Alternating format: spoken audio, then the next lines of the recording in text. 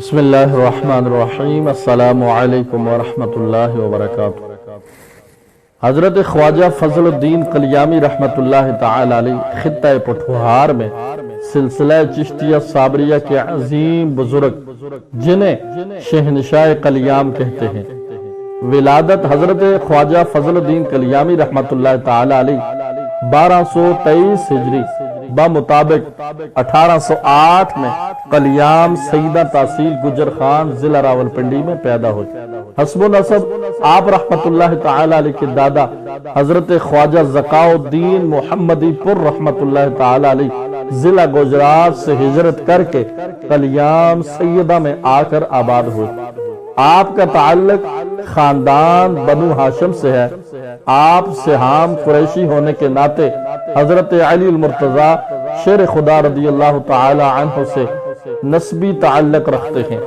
حضرت حافظ ذکاء الدین رحمت اللہ تعالی علیہ نے قلیام کے سہام قریشی خاندان میں شادی کی۔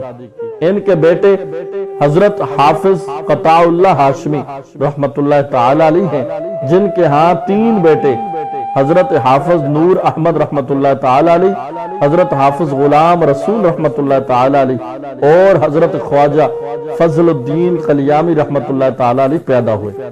ان تینوں میں سے صرف حافظ نور احمد نے شادی کی، دوسرے دونوں بھائیوں نے شادیاں نہیں کی۔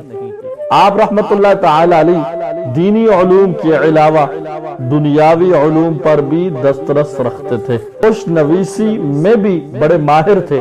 علوم ظاہری میں بڑے بڑے علماء آپ کے سامنے بول نہ پاتے تھے۔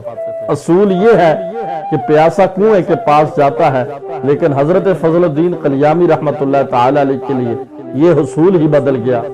آپ کے دادا مرشد حضرت خواجہ سید مظہر علی شاہ چشتی صابری جلال آبادی رحمت اللہ تعالی علیہ نے اپنے خلیفہ حضرت خواجہ محمد شریف خان رحمت اللہ تعالی علیہ کے حکم دیا کہ قلیام کی بستی میں ایک ایسے بچے کی ولادت ہونے والی ہے جو اس وقت کا بلند مرتبہ ولی اللہ ہوگا، لہٰذا آپ قلیام چلے جائیں اور اس بچے کی ظاہری اور باطنی تربیت، تعلیم و تربیت کریں۔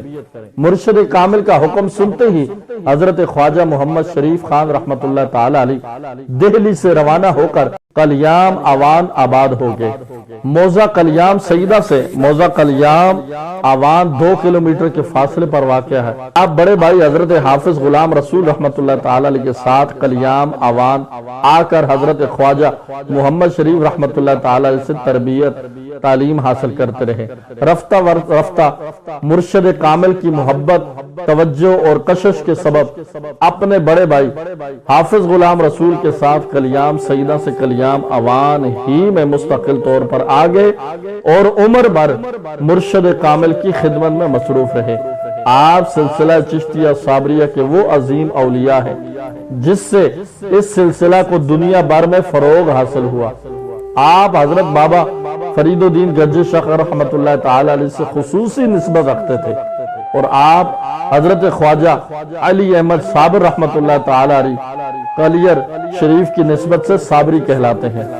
آپ کا وصال 1308 بمطابق 1 جنوری 1892 بروز جمعۃ المبارک کو ہوا۔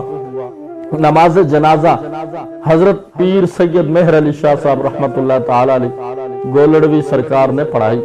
نماز جنازہ میں لوگوں کا اس قدر ہجوم تھا کہ حضرت سید پیر مہر علی شاہ گولڑوی رحمت اللہ تعالی علیہ گھوڑے پر سوار ہو کر صفیں درست کرانا پڑی۔ آپ کا مزار قلیام شریف میں اپنے پیر و مرشد حضرت محمد شریف رحمت اللہ تعالی علیہ کے مزار کے قریب ہے۔ اللہ تبارک و تعالی ہم سب کو اللہ اپنے ولیوں سے محبت کرنے کی توفیق عطا فرمائے۔